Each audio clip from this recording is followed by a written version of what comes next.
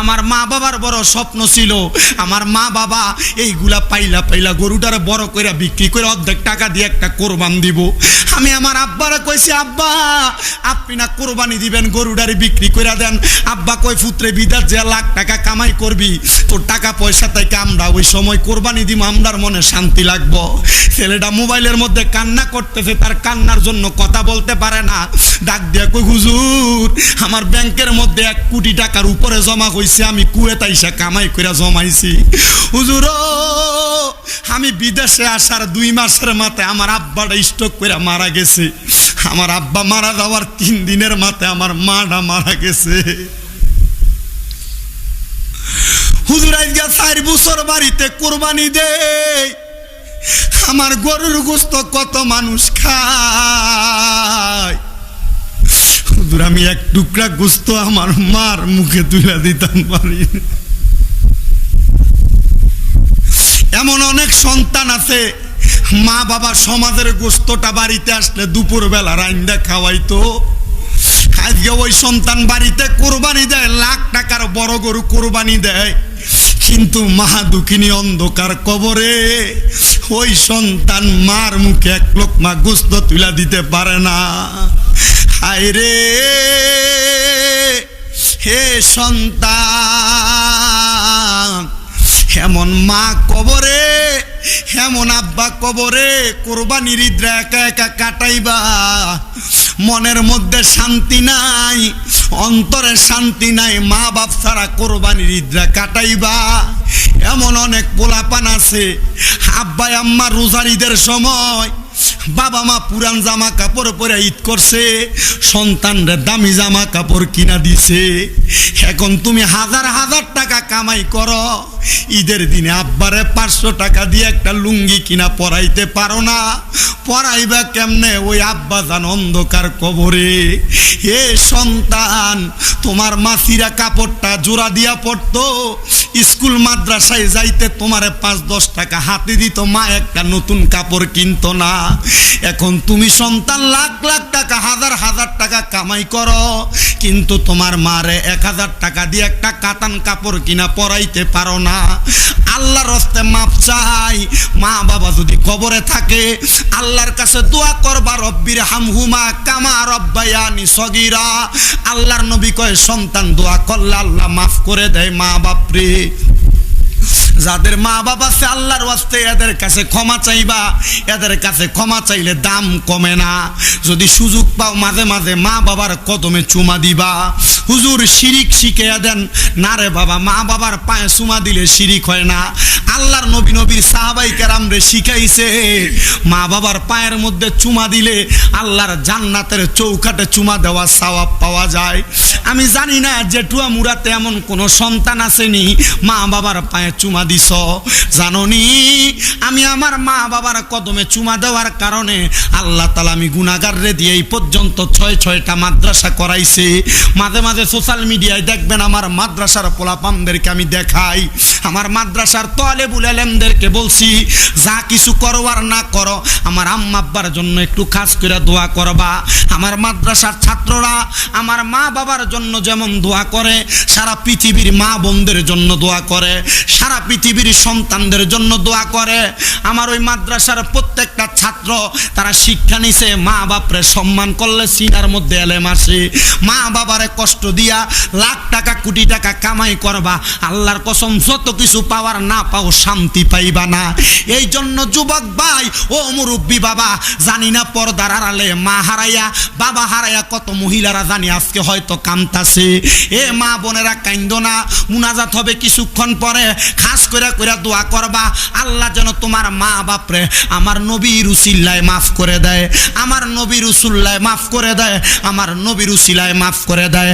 আমি জানতে চাই আখিরি মুনাজাতে আব্দু মিয়ার সন্তান যেমন এমন মাহফিলের আয়োজন করছে, আমরা অংশীদার হইয়া শরীক হইয়া যদি মুনাজাতের মধ্যে আল্লাহর কাছে কই, আল্লাহ আপনার পেয়ারা হাবিবের উসিলায় আমরার মারে মাফ কইরা দেন, বাবারে মাফ কইরা দেন, আমার আল্লাহ মা বাপের গুনাহ ওই নবীর উসিলায় মাফ করতে পারে কি পারে না? আমরা কি ওই কারবালার মুহাব্বত অন্তরে নিয়া 5 ওয়াক্ত নামাজ পড়া মা বাবার জন্য দোয়া করতে মনটা চায় না? বলে হুজুর আমরা কেমনে মা বাবার জন্য দোয়া করব? আমরা তো নামাজই পড়ি না। আল্লাহর কসম, নামাজ ছাড়া কোনো পীরগিরি চলে না, নামাজ ছাড়া কোনো ফকির আলী চলে না, নামাজ ছাড়া সুন্নি দাবি করা যাবে না, নামাজ ছাড়া আপনি মুসলমান দাবি করতে পারবেন, তবে আপনি নামের মুসলমান, কামেন না। এই নামাজটা পড়ে আল্লাহর কাছে দোয়া করবেন। সোয়াদে কারবালার আহলে বায়াতের মুহাব্বত অন্তরেও রাখবেন, কথা কই না, রাখার দরকার আসেনি, অন্তরে রাখবেন। এই অন্তরে রাইখা আল্লাহর কাছে 5 ওয়াক্ত নামাজ পড়া দোয়া করবেন। এখানে অনেকে আছে না মা নাই, অনেকে আছে আব্বা নাই, অনেকে আছে মা বাপ দুইজন নাই। আল্লাহর কাছে দোয়া করবেন, মাবুদ আমার মা কবরে, আমার আব্বা কবরে, আজকে জান্নাতের বাগান আব্দু মিয়ার স্মরণে ওনার সন্তানের আয়োজন করছেনি, সন্তানেরা করছে, আত্মীয় স্বজনেরা মিলা করছে। আল্লাহ গো, আব্দু মিয়ার মতো এলাকার যত মানুষ কবরে, আল্লাহ অনেকে আছে আপনার মা, অনেকে আছে আপনার বাবা, আল্লাহ তুমি চাইলে আপনার মা বাবার কবরের আযাব মাফ হইব। আহারে আজকের মাহফিলের আখিরি মুনাজাতে মা বাবার জন্য দোয়া হবে, দাদা দাদি বংশের কবর আযাব মাফ চাইয়া দোয়া করা হবে। আব্দু মিয়ার সন্তানদের কলিজার মধ্যে শান্তি নাই। যদিও মাহফিলের মধ্যে মুরব্বী মানুষ আসছেন, যুবকের আসছেন, কত মানুষ আসছে, কত মেহমান অতিথি আসছে, কিন্তু তাদের আব্বা আব্দু মিয়া তো আজকে অন্ধকার কবরে। জানি না রে আজকের মাহফিলে কে জানি বস আব্বা হারাইয়া আম্মা হারাইয়া। আমার আজকে এলাকার একটা ছেলে কল দিছে, দুবাই মনে হয় থাকে। ছেলেটা ফোন দিয়া কই, হুজুর সব সময় ইউটিউবের মধ্যে আপনার ওয়াজ শুনি, আপনি মা বাবার জন্য দোয়া করেন। হুজুর আমার আব্বা নাই, আমার আব্বাটার জন্য খাস করে দোয়া করবেন আজকের মাহফিলে গেলে। আমি জিগাইলাম, মারে ভালোবাসো, আব্বারে বুঝি বড় মোহাব্বত করো, আব্বা আম্মারে মোহাব্বত করো, সত্য কথা, খাস করে তার জন্য দোয়া করবা। কারণ আমার নবী কইছে, দুনিয়ার মধ্যে কোনো সন্তানের মা মারা যাওয়ার পরে, আব্বা মারা যাওয়ার পরে, ওই সন্তান যদি চোখের মনি কোঠার মধ্যে একটা মাছির মাথা পরিমাণ পানি ছেড়ে দিয়া কান্না করে, ওই পানিটা মাটিতে পড়ার আগে আমার আল্লাহ তার মা বাবার জীবনের গুনাহ মাফ করে দেয়। হে আমার জেঠুয়ামুড়া এলাকার পর্দার অন্তরালের মা বোনেরা, আমার মুরব্বী বাবাজিরা, যুবক ভাইয়েরা, যাদের মা কবরে, যাদের আব্বা কবরে, আল্লাহর রাস্তায় আজকের মুনাজাতের মধ্যে মা বাবার কাছে মাফ চাইবা। তবে বর্তমান সমাজের মধ্যে মা বাবার কাছে মাফ চাইব দূরের কথা, আল্লাহর কাছে মা বাবার জন্য দোয়া করব দূরের কথা। এখানে এমন অনেক পোলাপান আছে, এমন মুরব্বী আছে, যারা মা বাপরে মাটি দিয়ে আসছে, কবরের ফারে নিলে মা বাপের কবর কোনটা এখন চিনবে না। আল্লাহর দোহাই লাগে রে, মা বাপের কবর চিনবা না, অসুবিধা নাই, নামাজ পড়া দোয়া করবা। তবে যাদের মা বাবা আছে, আল্লাহর রাস্তায় আপনাদের কাছে ক্ষমা চাই, পারলে আপনারা পাগুলো আমার সামনে দিবেন, আমি আমার জিব্বা লাগে আপনার পাওটা পরিষ্কার করে দিব। যদি আপনারা কোনো কাজে কর্মের কারণে আপনাদের মা বাবার মনে কষ্ট দিয়া থাকেন, এখান থেকে বাড়িতে যাইয়া আগে আপনার মা বাবার পাউডার মধ্যে ধরবেন, ধরে কইবেন, মাগো মা, ও আব্বা, আল্লাহর রাস্তায় আপনার কাছে মাফ চাই। যতক্ষণ পর্যন্ত আপনার মা বাবা মুখ দিয়া বলছে আপনারা মাফ কইরা দিছি, ততক্ষণ পর্যন্ত মা বাবার পাউডার ছাইরেন না। আন্নসেত যদি এদের মনে কষ্ট দিয়া, শুধু আমি শামীম রেজার ওয়াজ না, এলাকার মধ্যে বড় বড় মুফতি মুহাদ্দিসের ওয়াজও যদি আপনি শোনেন, আপনার এই ওয়াজ দিয়ে কোনো লাভ হবে না। 5 ওয়াক্ত নামাজও যদি পড়েন, এই নামাজ দিয়ে আপনার কোনো লাভ হবে না। হজও যদি করেন মক্কা মদিনা যায় লাখ টাকা খরচ কইরা, এই হজ আল্লাহর কাছে কবুল হবে না। এজন্য আবদার জানাইলাম, এখান থেকে বাড়ি যে আম্মা আব্বার পাউডার মধ্যে দৈরা দৈরা মাফ চাইবেন, আর বলবেন, মা ও আব্বা আমার আল্লাহর হস্তে মাফ কইরা দেন। এমন অনেক সন্তান হয়তোবা জেঠুয়ামুড়া এলাকায় আছে, কসবা থানায় আছে, ব্রাহ্মণবাড়িয়া কুমিল্লা বৃহত্তরের মধ্যে আছে, যারা বউয়ের কথা শুনা মা বাপরে জুদা কইরা দিছে, বাইয়ে বাইয়ে ঝগড়া কইরা মা বাপরে আলাদা কইরা দিছে। এর সন্তান কেন তুমি তোমার মা বাপরে জুদা করলা, মা বাপরে আলাদা করলা? অন্তরে কি মা বাপের জন্য মায়া লাগে না? তোমরা 2 ভাই 3 ভাইয়ের ঘরে, তোমার মা এক বেলা এই ভাইয়ের ঘরে, এক বেলা ওই ভাইয়ের ঘরে হাইটা হাইটা ভাত খায়, কিন্তু তোমার মা বাবা তোমরা 2-3 বাইরে আলাদা করছে না, মা বাপ নিজে না খাইয়া তোমরা বাইরে খাওয়াইছে। আজকে তোমরা বাইরা বাইরে বাইরে ঝগড়া করে মা বাপরে আলাদা করছো। আজকে এখান থেকে বাড়িতে যে আম্মা আব্বার ফাউডি ধরে কইবা, মা আমার 2-3 ভাই আপনারা খাবা কার না খাবা, আজকে থেকে আপনি মা আপনি আব্বা আমার ঘরের মধ্যে খানা খাইবেন। আরে তোমার মা বাবা সকালবেলা পান্তা ভাত গুলা খায় নাই, তুমি সন্তান রৌদ্র থেকে আসবা দুপুরবেলা পান্তা ভাতটা খাইলে আমার ফুতের কলজাটা ঠান্ডা হবে, মা জননী অপেক্ষা করছে। আজকে কার জানি এমন মা কবরে, কার জানি এমন আব্বা কবরে, লাখ লাখ টাকা কামাই করো, তোমার টাকা ব্যাংকে পড়া রইছে, তোমার বাড়ির মধ্যে কত মেহমান খানা খায়, আজকে তুমি তোমার মা বাবার মুখের মধ্যে 1 লোকমা খানা তুলে দিতে পারো না। আল্লাহ, যাদের এমন মা বাবা কবরে গো আল্লাহ, তাদের আম্মা আব্বার কবরটারে জান্নাতের বাগান বানিয়ে দাও। একজন শ্রেষ্ঠ সাহাবী, উনি আমলওয়ালা মানুষ, 5 ওয়াক্ত নামাজও পড়ে, আবার এর পাশাপাশি বেশি নফল ইবাদত করে। হযরত আব্বাস আলমদার সামনের দিকে রওনা করছে, ঘোড়ার পিঠের মধ্যে ওইটা সামনের দিকে অগ্রসর হইতে হইতে ফুরাত নদীর মধ্যে যেয়ে নামছে। ফুরাত নদীর মধ্যে নামার সঙ্গে সঙ্গে হযরতে আব্বাস আলমদারে চারদিক দিয়া ঘিরান দিয়া ফালাইছে। আব্বাস আলমদার ফুরাত নদীর মধ্যে যাইয়া পানির পাত্রের মধ্যে পানিটা ফুরে মুখের কাছে নিছে, এমন টাইমে পানিটা আর মুখের মধ্যে ঢালে না। আব্বাস আলমদারে প্রশ্ন করা হয়, ও আব্বাস আলমদার, পানি মুখের সামনে আল্লাহ মুখে কেন দিলা না? আব্বাস আলমদার কয়, আল্লাহর কসম আমি আব্বাস আলমদার চোখের সামনে দেখছি 9 দিন পর্যন্ত কারবালার ময়দানের মধ্যে নবীর বংশরা 71-70 জন মানুষ পানির পিপাসায় কাতরাইতে কাতরাইতে যুদ্ধ করে মারা গেছে। আমি আব্বাস যদি এখন পানিটা পান করি, আমি আমার নবীর কাছে জবাব দিতে পারবো না, এই জন্য আমি আব্বাস আলমদার পানিটা আমার মুখের মধ্যে নেই নাই। জগৎবাসী রে, হে আমি পানিটারে লইয়া আমার পাত্রের মধ্যে ঢুকাইলাম। আগে উটের চামড়ার ভিতরে করে পানি সরবরাহ করত, উনি বলে উটের চামড়ার পাত্রটার মধ্যে পানিটা ঢুকাইয়া আমি আমার ডাইন কাঁধের বাম কাঁধের মধ্যে লইয়া ডাইন কাঁধে গোড়ার লাগামটা ধইরা আমি সামনের দিকে রওনা করলাম। এমন টাইমে এজিদের দলেরা আমি আব্বাস আলমদারের ডাইন হাতটারে একটা কূপ দিয়ে আলাদা করে ফালাইছে। আব্বাস আলমদার কয়, আমার ডান হাতটা যখন কূপ দিয়ে আলাদা করছে, আমি পানির পাত্রটারে বাম হাতের মধ্যে লইছি। সামনের দিকে যাইতে যাইতে এরা আমার বাম হাতটারে কূপ দিয়ে আলাদা করছে, পানির পাত্রটা মুখের মধ্যে নিয়ে নিছি। আমার ডান হাতও নাই বাম হাতও নাই, আমি মুখের মধ্যে লইয়া গোড়াটারে ডিংরাইতে ডিংরাইতে সামনের দিকে নিছি। কিন্তু ওই এজিদের দলেরা আমার পেছন থেকে তীর মাইরা আমার এই পানির পাত্রটা পালাইয়া দিছে। আমার সামনে ইমাম হুসাইনের বড় ছেলে হযরতে আলী আকবর দাঁড়াইছে, ডাক দিয়ে কয়, ও আব্বাস আলমদার, আপনি কারবালার ময়দানের মধ্যে আপনার দেহটারে দিয়া দিছেন, হাতগুলা দিয়া দিছেন, কিন্তু আপনি এখনো পর্যন্ত পানির পাত্রটা ছাইরা দিয়েও চলে আসছেন, কারণটা জানতে চায়। আব্বাস আলমদার কয়, আমি কিছুক্ষণের মধ্যে শাহাদাতের পেয়ালা পান করব, আপনি আমার নবীর দরবারে আমার সালাম পৌঁছায়া দিয়েন। জোরে কোন সুবহানাল্লাহ। আব্বাস আলমদার শাহাদাত বরণ করবে, শুধু বলছে নবীর দরবারে সালামটা পৌঁছায়া দিতে। হে জেঠুয়া মুরার বাবারা, আজকের মাহফিলটা হয়তো মুরহুম আব্দু মিয়া স্মরণে মাহফিল, আসলে মুরহুম আব্দু মিয়া তো এটা নামে মাত্র। এই এলাকার সব মানুষের জন্য দোয়া হবে, কথা কোন ঠিক কিনা? সারা জগৎবাসীর জন্য দোয়া হবে, সকল শহীদানদের জন্য দোয়া হবে। এই জন্য আমি কারবালার ময়দানের পূর্ববর্তী ঘটনাগুলো বলার চেষ্টা করতেছি। হযরতে আব্বাস আলমদার শহীদ হওয়ার পরে হযরত আলী আকবর কারবালার মধ্যে রওনা করছে। কারবালায় যাইয়া হযরত আলী আকবরের বুকটা যাত্রা করে ফালাইছে। আলী আকবর মুখের মধ্যে কোনো পানি নিতে পারে নাই। আলী আকবর এমন ভাবে তীর মারছে, আলী আকবর গোড়ার পিঠের মধ্যে করে আস্তে আস্তে ইমাম হুসাইনের সামনে আসছে।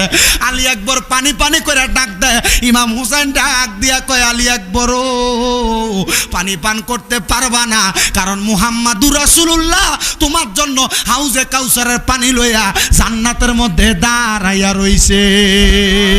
আর জবান খুলে জোরে বলেন না সুবহানাল্লাহ। আরে পুরাত নদীর পানি রে বন্ধ করে দিল রে, কাছে যেতে দিল না সে থাই, বলেন কাছে যেতে দিল না সে থাই।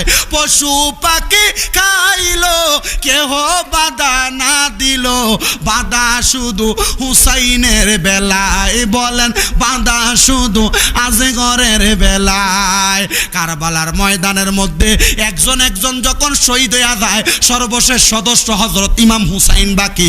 দেখেন ইমাম হুসাইন দুনিয়ার জমিনে থাইকা নানার উম্মত মানে আমরা জন্য কত কষ্ট করছে। এই জন্য বড় বড় আলেম ওলামারা ফতুয়ায় সুন্দর করে বাক্য ঘোষণ করছে যে ইসলাম জিন্দা হতে আগে হার কারবালা কি বাত। ইসলাম জিন্দা হয়েছে কারবালার পরবর্তী সময়ে, এর আগে ইসলাম জিন্দা ছিল, তবে জিন্দার মতো পরিপূর্ণ জিন্দা ছিল না। হযরত ইমাম হুসাইন কারবালার ময়দানের মধ্যে রওনা করবে, এমন টাইমে হযরত ইমাম হুসাইন রাদিয়াল্লাহু তাআলা 9 তারিখ দিবাগত রাত, মুহররম মাসের 10 তারিখে কারবালা হয়েছে। 9 তারিখ দিবাগত রাত্রে ঘরের মধ্যে ওনার কলিজার টুকরা স্ত্রী হযরতে সাহারা বানুর রান মুবারকের উপরে মাথা রাইকা ঘুমাইছে। এটা সুন্নত। এটা কি? স্ত্রীর ডান উরুর মধ্যে রানের মধ্যে মাথা রেখে ঘুমানো, এটা সুন্নত। আল্লাহর হাবিব এগুলা করতেন, এটা করলে মোহাব্বত তৈরি হয়। আপনি রানের উপরে মাথা রেখে ঘুমাইবেন বহু দূরের কথা, রাত্রবেলা আপনার সাথে একটু লাগলে থালা দিয়ে আপনি ফালাই দেন, এমনও বহুত ঘটনা আছে না। এটার কারণে থালা কইছে আমি কোন যেন একটা নিউজ আমি দেখছি, তারপরে যে শুধু রাত্রবেলা স্বামীর পা স্ত্রীর পায়ের উপর ওঠার কারণে এই স্বামীরে তালাক দিয়ে চলে গেছে। এই জন্য কুফু মিলে বিয়া করবেন। অনেক মানুষ মাঝে মাঝে চায় না, হ্যাঁ সালাই অটো, হ্যাঁ সাই ধনী, মানে ফৈসলার মায়ে বিয়া করার লেগে চায় না, এমন মাঝে মাঝে। এরপরে এটা আননের পরে আর তার ঘরে শান্তি নাই, ইস্কা তাহলে 500 টাকা নেয়, বউরে কিরিমে একটা কিনে দম লাগে 500 টাকা দিয়ে। এই জন্য মিল করে বিয়া করা লাগবে। আল্লাহর হাবিব সাল্লাল্লাহু আলাইহি ওয়াসাল্লাম বলছে এমনভাবে বিবাহ করো যেন তোমাদের সংসারের মধ্যে সমঝোতা বজায় থাকে। তুমি যখন বিয়ে করবা তোমার সমসাময়িক পরিবারের মধ্যে বিবাহ করার চেষ্টা করো, যদি পারো তার চেয়ে একটু নিম্নবিত্ত করো, তবে বেশি নিম্নবিত্ত না। তুমি তোমার নিম্নবিত্তর মধ্যে যারা বিয়ে করবা বলে হুজুর তাহলে নিম্নবিত্তর মধ্যে মাইয়া বিয়ে করতে মানা করেন না, করবা। যদি মনে হয় তার প্রতি তুমি আদল করতে পারবা, ইনসাফ করতে পারবা, তাহলে নিম্নবিত্তর মাইয়া বিয়ে করবা। এটা বিয়ে করে ঘরে আনলে তোমার ঘরে সুখ শান্তি হইব। কারণ এর বাপ পয়সাওয়ালা না, তুমি পয়সাওয়ালা, এ কথা বলতে ডরাইয়া তোমার কথা বলবো। এখন এগুলো চিন্তা করে করবেন, কুফু মিলাইবেন। হযরত ইমাম হুসাইন কি করলেন? কারবালার আগের দিন মানে মুহররমের 10 তারিখের আগের রাত 9 তারিখ রাত্রে ইমাম হুসাইন হযরতে সাহারা বানু ডানুরুর মধ্যে মাথাটা রেখা কোরআন তেলাওয়াত করতেছে। এটা আল্লাহর হাবিবের সুন্নত। হযরত ইমাম হুসাইন যখন এটা কইরা ঘুমাইলেন, ঘুমাইতে ঘুমাইতে হঠাৎ করে কান্না করতে করতে ঘুমতে করছে। সাহারা বানু জিজ্ঞাসা করে, আমার স্বামী কান্না করার কারণ কি জানতে চাই। হযরত ইমাম হুসাইন আবারও কান্দে, আবার জিজ্ঞাসা করে কেন কান্দেন? বলতেছে আমি কান্না করার কারণ তোমাকে বলবো। সাহারা বানু কেন কান্দি জানো? আমি একটু আগে ঘুমানোর উপরে দেখলাম আমার মা হযরতে ফাতেমা একটা জায়গার মধ্যে বসে আছেন, ওনার ডাইন দিকে আমার আব্বা হযরতে আলী রাদিয়াল্লাহু তাআলা আনহু বসা, ওনার বাম দিকে আমার নানা মুহাম্মাদুর রাসূলুল্লাহ বসা, ওনার ডান দিকে আমার আব্বার ডান দিকে আমার বড় ভাই হযরত ইমাম হাসান বসা। কয়জন? 4 জন। আমি দেখলাম রে এই 4 জনের মাঝখানে একটা খাবারের থালা। কিসের থালা? হযরত ইমাম হুসাইন একটা ডাক দিয়া কয়, শহর বানু রে, আমি দেখলাম তারা 4 জনের মাঝখানে একটা খাবারের থালা দেখা যায়, যেই খাবার আমি দুনিয়ায় দেখি নাই। আমি জিজ্ঞাসা করলাম, মাগো মা, এই খাবার কি খাবার? আপনি কেন আহার করেন না? আমার মা ডাক দিয়া কয়, ইমাম হুসাইন এই খাবার দুনিয়ার খাবার না। জি, এই খাবার দুনিয়ার খাবার না। আমার মা ফাতেমা ডাক দিয়া কয়, আব্বা এই খাবার হইল জান্নাতের খাবার। দুনিয়ার কত খাবার খাইলাম, জান্নাতের খাবার তো খাইলাম না। নবী গো, দুনিয়াতে মাছ গোস্ত খাইতে চাই না, কবরে গেলে একটু আপনার লগে জান্নাতের খানা খাওয়াইয়েন। লাইয়ে মুখে আইতো না, জোরে আইতো। যদি আপনি জান্নাতের খানা চাইতেন, আপনি জান্নাতের খানা চান না, চান্দ দুনিয়ার খানা। প্রতি লোকমায় মাছের ফেডি, প্রতি লোকমায় মুরগি, প্রতি লোকমায় গরু। আবার দেখা যায় 40-45 ফারনের ঘরে ডায়াবেটিস, গ্যাস্ট্রিক, আলসার। জান্নাতের খানা চাইলে ডায়াবেটিস, গ্যাস্ট্রিক, আলসার হইতো না। এর আর আগের জেনারেশনের মুরব্বী ডায়াবেটিস নাই, গ্যাস্ট্রিক নাই, আলসার নাই, কোনো কিছু নাই। এখন এনা বাইর হয়েছে 15 বছর থেকে হয়তো এই পর্যন্ত দেখতেছেন। এর আগে ডায়াবেটিস, ক্যান্সার, আলসার কি তেটি বোঝো গেছে না? কথা কন ঠিক কিনা? হযরত ইমাম হুসাইন একটা ডাক দিয়া কয়, শহর বানো। আমি জিজ্ঞাসা করলাম, মা এটা কিসের খানা? কয় জান্নাতের খানা। খান না কেন? কয় আরো একজন বাকি। ও নানা, মুহাম্মদ সাল্লাল্লাহু আলাইহি সাল্লাম আপনি কেন খান না? কয় খানার মালিক তো আমি একা না। আব্বা হযরত আলী আপনি খান না কেন? কয় খানার মালিক তো 4 জন না, খানার মালিক হলো আরেকজন আছে। জিজ্ঞাসা করে বড় ভাই ইমাম হুসাইন হাসান রে, ভাই ও ভাই আপনি কেন এই খানা খান না? ডাক দিয়ে কয় ভাইজান আমার আল্লাহ বলছে এই খানার মালিক হলো 5 জন। বলে কোন 5 জন? বলে আমার নানার চাদরের নিচে আসিল যেই 5 জন। ভাই ও আপনি ছিলেন, আমার আব্বা ছিল, আমার মা ছিল, আমার নানা ছিল, আমি ছিলাম। বলে আমরা 4 জন আছি, তুমি ইমাম হুসাইন এখনো নাই। তুমি ইমাম হুসাইন দুনিয়াতে তুমি যখন আসবা এই খানা খাইবা, এই খানা নষ্ট হবে না। আগামীকালকে আসরের নামাজের আজানটা দিতে দেরি, নামাজের জামাতের আগে তুমি ভাইজান রে কারবালার ময়দানে দাড়িওয়ালা, টুপিওয়ালা, পাঞ্জাবিওয়ালা, ফাগরিওয়ালা এমন কিছু মানুষ জবাই করব। ওমা, দাড়ি না নবীর সুন্নত, ফাগরি না নবীর সুন্নত, পাঞ্জাবি না নবীর সুন্নত? তাহলে বোঝা গেল দাড়ি টুপি ফাগরি দিয়া নবীর সুন্নতওয়ালা হইলে সুন্নত হয় না। আগে বুঝতে হইব ভিতরে ইমানটা কতটুকু আছে। কথা কন না কেন? ইমানটা যদি থাকে, এলাকার মধ্যে কৃষি কাজ করে, সারাক্ষণ শুধু মাটি কোবায়, রোয়া লাগায়, ইরি খেতে কাম করে, বইরি ক্ষেতের মধ্যে কাম করে, এ বেটা খেতের লাইলে গামছা বিছে নামাজ পড়ে, পাঞ্জাবি নাই, ফাগরি নাই, কিছু নাই, এই বেটা লাইলের মধ্যে নামাজ পড়েও জান্নাতে যাইতে পারে। কথা কন ঠিক কিনা? ভাই ও ভাই, ইমাম হুসাইন ডাক দিয়া কয় এরা মুসলমান ছিল, কথা সত্য রে, আল্লাহর কসম এরা ইমানদার ছিল না। তাহলে বোঝা যায় মুসলমান এক প্রকার, ইমানদার আরেক প্রকার। মুসলমান বড় সহজ, ইমানদার হওয়া বড় কঠিন। কথা কন ঠিক কিনা? ও বন্ধু আমার গভীর মনোযোগ। ইমাম হুসাইন যখন এই কথা বলতে বলতে কানতে কানতে ঘুমাইছে, সাহারা বানু ইমাম হুসাইন রে মাথার মধ্যে মালিশ করতে করতে তিনিও হেলান দিয়া টেক লাগাইয়া ঘুমাইয়া গেছে। হযরত সাহারা বানু ডাক দিয়া কয় জগৎবাসী, এবার আমি ঘুম থেকে ওইটা স্বপ্ন দেখলাম হঠাৎ কইরা। হযরত ইমাম হুসাইন আমি সাহারা বানুর জিজ্ঞাসা করে, সাহারা গো তুমি কেন ঘুম থেকে সজাগ হইয়া গেলা? সাহারা বানু ডাক দিয়া কয়, ও ইমাম হুসাইন আমি একটু আগে স্বপ্ন দেখলাম কারবালার ময়দানের মরুভূমির মধ্যে সাদা রঙের কাপড় পরা একটা মহিলা, চুলগুলা এলোমেলো, কারবালার ময়দানে আইসা পাথর কুড়াইতাছে, পাথর সরাইয়া সরাইয়া দূরে ফালাইতাছে। আমি জিজ্ঞাসা করলাম কে গো আপনি? উনি আমারে উত্তর দেয়, আমি কইলাম নবী নন্দিনী, আমার নাম হইল হযরতে ফাতেমা। ডাক দিয়া কয় কেন আসছে? আমি জিজ্ঞাসা করলাম মা গো মা, ও হযরতে ফাতেমা আপনি কেন কারবালার ময়দানে আসলেন? হযরতে ফাতেমা আমারে ডাক দিয়া কয় কারবালার ময়দানের মধ্যে আসার কারণ হইল আপনি হযরত ইমাম হুসাইনের স্ত্রী, আপনার স্বামীর আগামীকালকে এই জায়গাটার মধ্যে এজিদের দলেরা জবা করব, শহীদ করে দিব। আপনার স্বামী এই জায়গার মধ্যে যখন শোয়াইব, পিঠের মধ্যে যদি একটা পাথরের আঘাত লাইগা যায়, আপনার স্বামী যদি একবার নানা কইয়া চিল্লানি মারে, আমার নবী রওজা মুবারকে থাকবে না। আমার নবীজি রওজা মুবারক থেকে ইমাম হুসাইনকে উদ্ধার করার জন্য হাজির হইয়া যাবে। এই জন্য আমি কারবালার ময়দানটারে পরিষ্কার করতেছি, কারণ যেই শরীরের মধ্যে কোনোদিন মশা মাছিও বসে নাই, যেই শরীরের মধ্যে আমার নবীজি কলিজার টুকটা নাতিদেরকে সুমা দিয়েছেন, আদর করছে, ওই দেহের মধ্যে পাথরের আঘাতেরা সহ্য করতে পারবে না। হুসাইন কয় সাহারা বানু, ও সাহারা বানু আর ঘুমানোর সুযোগ নাই রে। ফজরের নামাজ আদায় কইরা হযরত ইমাম হুসাইনের তাবুর মধ্যে ফজরের পরবর্তী সময় যুদ্ধ প্রস্তুতি চলে। জুমার নামাজ পড়ছেন, আরে হুসাইনের তাবুতেও জুমার নামাজ হয়, এজিদের তাবুতেও জুমার নামাজ হইছে। নামাজ পড়ে ইমাম হুসাইন সামনের দিকে অগ্রসর হইছেন। সামনের দিকে যাওয়ার সঙ্গে সঙ্গে ইমাম হুসাইন দেখলেন এজিদের দলেরা সিরিয়াল বাই সিরিয়াল দাঁড়ায় আছে, সবাই রে মারা শেষ, শুধু নবীর বংশ ইমাম হুসাইন রে মারবে। হুসাইন সামনের দিকে যাবে, এমন টাইমে ইমাম হুসাইন বলে আমি তাকে দেখলাম শত শত এজিদের মানুষ, হাজার হাজার মানুষ, সামনে দিয়ে একটা ছোট বাচ্চা দাঁড়িয়ে আছে, চেহারাটা বড় সুন্দর দেখা যায়। দেখলাম ছোট বাচ্চা 7 থেকে 8 বছর বয়স, হাঁটতে হাঁটতে আমার সামনে আগমন করছে। আমারে ডাক দিয়া কয়, হুসাইন, আমার সামনে আগমন করছেন, এই মুহূর্তে আপনি হুসাইন আমার কাছে একটা কথা বলেন, আমি যে আপনার কাছে আসলাম আপনি আমারে কালেমা পড়াইবেননি? উমা, তুমি এজিদের দলে ছিলা, তুমি কেন কালেমা পড়বা? বলে, হ্যাঁ, আমি এতদিন পর্যন্ত এজিদের ঘরে ছিলাম, আমি দেখছি আমার আব্বা সহ এজিদ বাহিনী যে দলের মানুষ আছে, এরা আপনি নবীর নাতিরে মারার জন্য এবং ইসলামের মসনদটার রক্ষা করা না কইরা এরা এটার ভিতরে এজিদের সমাচার চালানোর জন্য এরা এই জায়গায় অপেক্ষা করতেছে। আমি এদেরকে মানি না, আমি আপনারা মানি না, জান্নাতের রাস্তা নিতে চাই। জোরে বলেন সুবহানাল্লাহ। ছোট বাচ্চাটা ইমাম হুসাইনের সামনে ডাক দিয়ে কয়, আমি ইসলাম কবুল করব।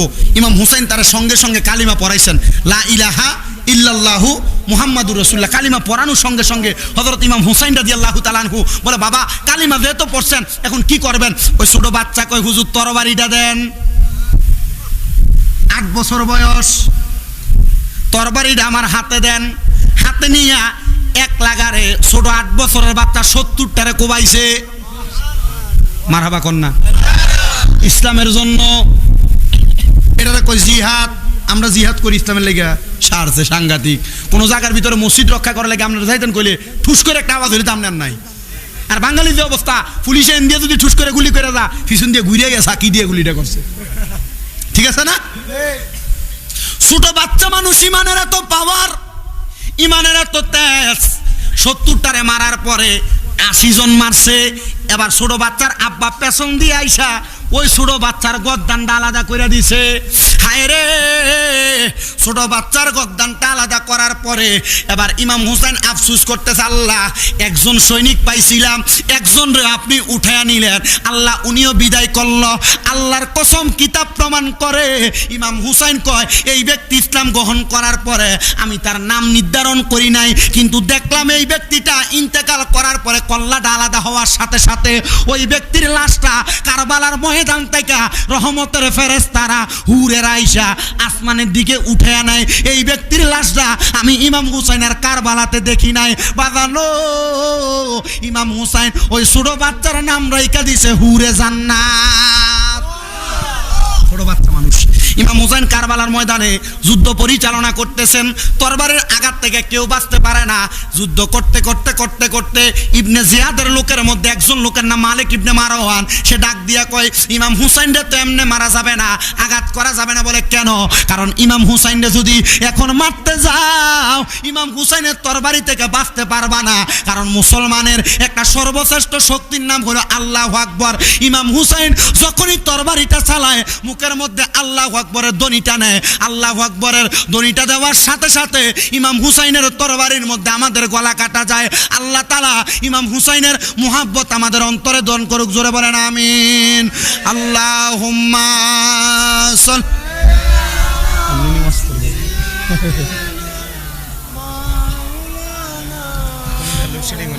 না ওয়ালা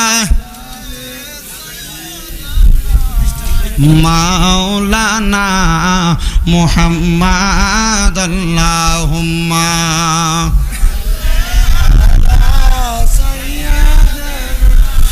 মাওলানা মুহাম্মাদ ওয়ালা আলে সাইয়্যিদিনা।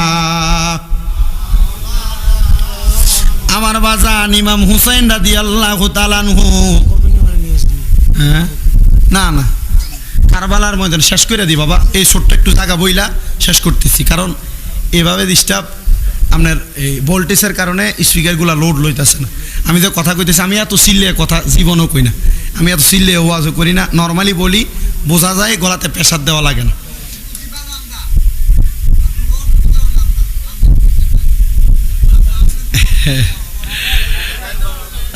আল্লাহ যতটুক বলি আমি ঘটনাটা শেষ করি। ইমাম হুসাইনের মোহাব্বত অন্তরে নিবেন। সামনে পবিত্র জিলহজ মাসের পরে, মানে এক কথায় কোরবানির ঈদের পরপরই সোহাদায়ে কারবালার মাস আসবে। সবাই চেষ্টা করবেন ঘরে ঘরে ইমাম আহলে বায়াতের স্মরণে ইমাম হাসান ইমাম হুসাইন রাদিয়াল্লাহু তাআলা আনহুর স্মরণে একটু দোয়া মাহফিল ঘরের ভিতরে করবেন, সবাই একটু কম বেশ কইরা ওনাদেরকে স্মরণ করবেন। কারণ আমরা তো ওনাদের কাছে যে ইরাকে জিয়ারত করতে পারবো না, আমরা ওনাদেরকে স্মরণ করলে আল্লাহ নিয়ে ওনাদের মহাব্বতে আমরা জান্নাত দেয়। তবে সাবধান, 5 ওয়াক্ত নামাজ আগে লাগবো, কথা কোন ঠিক কিনা? এই নামাজ ছাড়া আপনি আবার যত রকমের কামই করেন কাম হবে, যত রকমের কাজ করতে যান। কারণ এই নামাজ হলো একবার সবচাইতে সর্বশ্রেষ্ঠ ইবাদতের মধ্যে একটা ইবাদত হলো সালাত। আল্লাহ তাআলা সেই সালাত আদায় করার তৌফিক দান করুন, জোরে বলেন আমিন। সবাই পড়েন আল্লাহুম্মা সাল্লি সাইয়্যিদানা মাওলানা মুহাম্মাদ ওয়া আলা আলি সাইয়্যিদানা। বাজান আমার ইমাম হুসাইন কারবালায় যুদ্ধ করে, কেউ ইমাম হুসাইনের তরবারি থেকে বাঁচে না। এক এক করে ইমাম হুসাইন কারবালার ময়দানে 124, 25, 70 এমনভাবে 70 জন পর্যন্ত শহীদ করে দিতে কাতল করে ফেলাইছে। ইমাম হুসাইনরে যখন মারতে পারে না, মালিক ইবনে মারওয়ান কয় হুসাইনরে মারার আগে হুসাইন যে গোড়াটার মধ্যে সইরা যুদ্ধ করে, হুসাইনের গোড়াটার মধ্যে আঘাত করো, দেখবা ইমাম হুসাইন কারবালার ময়দানে লুটিয়ে পড়বে। গোড়াটার ডান হাঁটুর মধ্যে যখন তরবারির আঘাত করছে, তীরের আঘাত করছে, গোড়াটা নিচের মধ্যে হাঁটুটা গেরা পড়ে গেছে, ওই গোড়ার জবান খুলে গেছে। গোড়া ইমাম হুসাইন রে ডাক দিয়া কয়, ওগো ইমাম হুসাইন, আমরার গোড়ার জাতি কোনোদিন মুখ দিয়া কথা বলে নাই, আমার আল্লাহ আমি গোড়ারে তৌফিক দিছে, আমি গোড়া কথা বলতেছি। ইমাম হুসাইন আল্লাহর হস্তে আমারে ক্ষমা করবেন, আমি দুলদুল গোড়া আপনি হুসাইন রে আমার পিঠের মধ্যে রাখতে পারি নাই। বন্ধুরে ইমাম হুসাইন রে এমন ভাবে আঘাত করতেছে, গোল করে চারিদিক থেকে তীর মারা শুরু করছে। 72টা তীর ইমাম হুসাইনের বুক মুবারকের মধ্যে মারছে। ইমাম হুসাইন ডাক দিয়া কয়, জগৎবাসী রে, আমারে যখন তীরগুলা মারছে আমি হুসাইন তরবারিটা চালানো বন্ধ করি নাই, আমি তরবারিটা চালাইতে চালাইতে আমি ইমাম হুসাইন কারবালার ময়দানে যখন সবগুলারে শহীদ কইরা কারবালায় কতল কইরা দিছি, এমন একজন লোক আমার সামনে আসছে, আমার সামনে আইসা পেছন দিক থেকে আমারে আঘাত কইরা আমি ইমাম হুসাইন রে উত কইরা শোয়া ফালাইয়া আমি ইমাম হুসাইনের গলা মুবারকের মধ্যে তরবারি চালাইতেছে। আল্লাহর কসম রে, আমি ইমাম হুসাইনের গলা মুবারকের মধ্যে তরবারি দিয়ে আঘাত করে রে, আমি ইমাম হুসাইনের গলা মুবারক কাটে না। আমি তাদেরকে বললাম, এই এজিদের দলেরা, আমার গলা মুবারকে তরবারির আঘাত লাগবে না, কারণ আমার গলা মুবারকে দিনে রাইতে 24 ঘন্টা আমার নানা মুহাম্মাদুর রাসূলুল্লাহ সর্বক্ষণে বেশিরভাগ সময় চুমা খাইতেন। যেই গলার মধ্যে নবীজি রহমাতুল লিল আলামিনের ঠোঁট মুবারক লাগছে, ওই গলা কোনোদিন তরবারি কাটতে পারে না। তবে একটা শর্ত আছে রে, আমার 2 রাকাত নামাজ পড়তে দাও, তোমাদেরকে আমার গর্দান কাটার সুযোগ আমি নিচে করে দিব। সবাই জিজ্ঞাসা করে, হুসাইন তোমারে তো আমরা মারতে সুযোগ পাই না, বলতেছো 2 রাকাত নামাজ পড়তে দিলে সুযোগ কইরা দিবা, কারণটা কি জানতে চাই? হযরত ইমাম হুসাইন কয়, আমার নানা বলছে আমি হুসাইন কারবালায় শহীদ হয়ে গেলে আমার নানার কোটি কোটি উম্মত আমার আল্লাহ রক্ত মুবারকের বিনিময় ক্ষমা করে দিবে। জোরে বলেন সুবহানাল্লাহ। ইমাম হুসাইন 2 রাকাত নামাজের মধ্যে দাঁড়াইছে, 1 রাকাত পড়ছে, 2য় রাকাত নামাজের রুকু দিছে, প্রথম সেজদা দিছে। ওই মালিক ইবনে মারওয়ান ডাক দিয়া কয়, আল্লাহর কসম, মুসলমানের নামাজের ভিতরে এত শক্তি রে, ইমাম হুসাইন যদি আরেকটা সেজদা আদায় করে, এই সেজদাটা দেওয়ার পরে হুসাইনের তরবারির আঘাত থেকে কেউ বাঁচতে পারবা না, তাড়াতাড়ি হুসাইনরে জবা করো, হুসাইনরে কারবালার ময়দানে শহীদ করো। ইমাম হুসাইন রাদিয়াল্লাহু তাআলা আনহু কারবালার ময়দানের মধ্যে যখন 2য় সেজদা দিতে যাইব, এমন টাইমে ইমাম হুসাইনের গর্দান মুবারকটা ধইরা শিমন নামক একজন লোক ইমাম হুসাইনের বুক মুবারকটারে উল্টে দিয়া ইমাম হুসাইনের পিঠ মুবারকের মধ্যে উইঠা গেছে রে।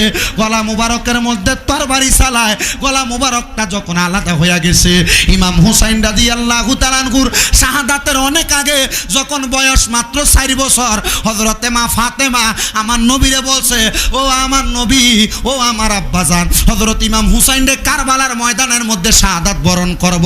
হুসাইন তো 2 রাকাত নামাজের ভিতরে দাঁড়াইবো, 2 রাকাত নামাজের মধ্যে সেজদা হলো 4টা, আমার হুসাইন সেজদা দিব 3টা। হুসাইন রে কি জীবনের শেষ নামাজটা পড়তে দিতেন না। আমার নবী কয় ফাতেমা আল্লাহর কসম, আল্লাহর কসম, আল্লাহর কসম, আমার নবী 3বার কসম খায়া কয় ফাতেমা রে, ও ফাতেমা, তোমার সন্তান ইমাম হুসাইন দুনিয়াতে সেজদা দিব 3টা, আর একটা সেজদা দিব কাল ময়দানে মাশরে। আমার আল্লাহর কুদরতি কদমের ভিতরে দুনিয়ার মানুষ সেজদা দেয় মাটির মধ্যে মসজিদের ভিতরে। আমার হুসাইন কারবালার ময়দানে 3টা সেজদা দিয়ে যখন শাহাদাত বরণ করব ময়দানে মাশরে, ইমাম হুসাইন 4 নাম্বার সেজদাটা আমার আল্লাহর কুদরতি কদমে দিব। আল্লাহর কসম হুসাইন ততক্ষণ পর্যন্ত মাথা মুবারক উঠাবে না যতক্ষণ পর্যন্ত আমার উম্মতরে আমার আল্লাহ মাফ না করে। হযরত ইমাম হুসাইন কারবালায় শহীদ হওয়ার সঙ্গে সঙ্গে রে কারবালার ময়দান থেকে ওই ঘোড়াটা দৌড়াইতে দৌড়াইতে কারবালার ময়দান ছাইরা দিছে। কারবালার ময়দানে একটা কালো রঙের কাক আইসা হুসাইনের রক্ত মুবারকটা ঠোঁটের মধ্যে লাগাইয়া কুফার ময়দানে রওনা করছে। ইমামে পাকের শাহাদাতির ঘরের সামনে যে কাকা কইয়া ডাকতেছে। কারবালার ময়দানের মধ্যে ইমাম হুসাইন রাদিয়াল্লাহু তাআলা আনহু শাহাদাত হইছে খবরটা কেউ পায় নাই। হযরতে ইমাম হুসাইনের কন্যা হযরতে সকিনা ছিল কুফার মধ্যে। হযরতে সকিনার কদমের কাছে নাইমা কাকটা রক্তগুলা মাটির মধ্যে লাগিয়ে দিছে। হযরতে সকিনা ওই মাটিগুলা বাহির করছে, যেই মাটির কথা আমার নবী বইলা গেছে। হযরতে সকিনা যায় ডাক দিয়া কয় আমার ফুফি আম্মা গো, মাটিগুলা কি একটু দেখবেন নি? ফুফি আম্মা বোতলের মধ্যে থেকে মাটিগুলা বাহির করে দেখে মাটির রংটা লাল হয়ে গেছে। ফুফি আম্মা আর হযরতে সকিনা সহ দৌড়াইতে দৌড়াইতে কারবালার ময়দানে যায় দেখে ইমাম হুসাইনের দেহ মুবারক একদিকে পড়ে রইছে, ইমাম হুসাইনের গলা মুবারক একদিকে পড়ে রইছে। তাফসীর ইবনে আব্বাসের মধ্যে এই ঘটনার একটা উল্লেখ করতেছে। হযরত ইবনে আব্বাস রাদিয়াল্লাহু তাআলা আনহু বলে যখন ইমাম হুসাইন কারবালায় শহীদ হয়ে গেছে, আমি ইবনে আব্বাস মক্কা শরীফের মধ্যে ছিলাম। মক্কা শরীফের মধ্যে আমি ডেলান দিয়ে ঘুমাইতেছি। আসরের নামাজের পরে আমি দেখলাম আমার নবীজির মাথা মুবারকে টুপিও নাই, পাগড়িও নাই। নবীর বাবরি চুল মুবারক গুলা এলোমেলো দেখা যায়। আমার নবীর দাড়িগুলা মুছগুলার মধ্যে ধুলাবালি লাইগা রইছে। নবীর ঠোঁট মুবারকের মধ্যে রক্ত লাইগা রইছে। আমি আব্বা জিজ্ঞাসা করলাম ইয়া রাসূলুল্লাহ, ইয়া হাবিবাল্লাহ, নবী গো আপনার ঠোঁট মুবারকের মধ্যে দিয়ে রক্ত দেখা যায়, আপনার মুখ মুবারকের মধ্যে রক্ত দেখা যায়। নবী গো আপনার জিহ্বা, আপনার দাড়ি মুবারক গুলা ধুলাবালি দিয়া ভরা। আমার নবী জিজ্ঞাসা করছে আব্বাস রে জাননি এগুলা কিসের রক্ত? কারবালার ময়দানে ওই ইয়াজিদের দলেরা আমার কলিজার টুকরা নাতিটারে জবা করে দিছে। আমার নাতির গলা মুবারক আলাদা করে দিছে। ওই দুলাবালিওয়ালা ঠোঁট মুবারককে আমি নবী সুমা দিছি। হযরত ইবনে আব্বাস বলে আমি দেখছি আমার নবীর একটা হাত মুবারকের মধ্যে একটা পেয়ালা দেখা যায়।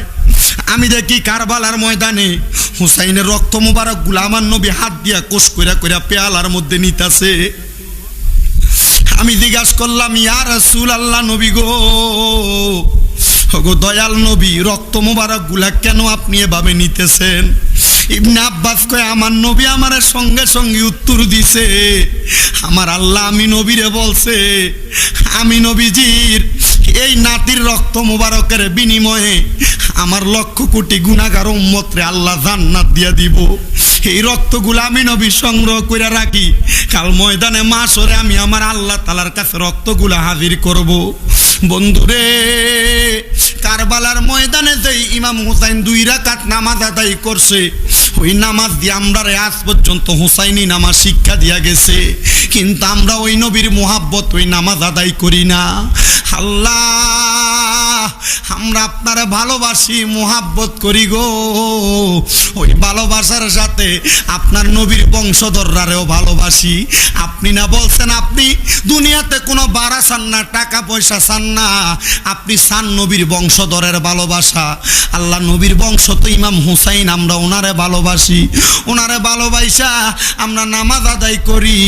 এই জন্য আমাদের বাগদাদি মুর্শিদ কেবলা কুমিল্লার শাহপুর দরবারের হুজুর কেবলা উনি লেখছে কারবালা আল্লাহর কোরবানি স্মরণ করো, প্রাণ ভরে সকলে নামাজ পড়ো। কারবালার কোরবানি স্মরণ করো, প্রাণ ভরে সকলে নামাজ পড়ো। আল্লাহকে মারল রে মায়ের যতনে রতন, কে কারিয়া নীল মায়ের বুকের জাদু দন। আল্লাহকে মারল রে, আল্লাহকে মারল রে মায়ের যতনে রতন, কে কারিয়া নীল মায়ের বুকের জাদু দন। আল্লাহকে মারল রে। আল্লাহও কাশেমের লাশে গোরার পিষ্টেতে চড়িয়া আপন সহজনের কাছে পৌঁছিল আসিয়া। আল্লাহও কাশেমের লাশে গোরার পিষ্টেতে চড়িয়া আপন সহজনের কাছে পৌঁছিল আসিয়া। ওরে তারে মাইরা আন্ধারে করলো, তারে মাইরা আন্ধারে করলো মদিনার ভুবন। আল্লাহকে মারল রে, আল্লাহকে মারল রে মায়ের যতনের রতন, কে কারিয়া নীল মায়ের বুকের জাদু দন। আল্লাহকে মারল রে। ওই আল্লাহও কাশেমের লাশে স্বজন যখন দেখিল, আসমান ভাঙ্গা যেন তাদের মাথাতে পড়ল। আল্লাহও কাশেমের লাশে স্বজন যখন দেখিল, আসমানে ভাঙ্গা যেন তাদের মাথাতে পড়ল। ওরে ঘরে বাইরে লাগল আগুন কাশেমের লাগিয়া। আল্লাহকে মারল রে, আল্লাহকে মারল রে মায়ার যতনের রতন, কে কারিয়া নীল মায়ের বুকের জাদু দন। আল্লাহকে মারল রে। এমন ভাবে কারবালার ময়দানে কান্নার রুল পড়ে গেছে। কেউ সন্তান হারা ব্যথা লইয়া, স্বামী হারা ব্যথা লইয়া, কেউ দুনিয়াতে বাবা হারা ব্যথা লইয়া কানতেছে কানতেছে রে। এ সন্তানের দলেরা, তোমরার মা বাবা তোমাদের জন্য কানছে, তোমাদের মা বাবা তোমরার জন্য কান্দা কান্দা আজকে মা বাবা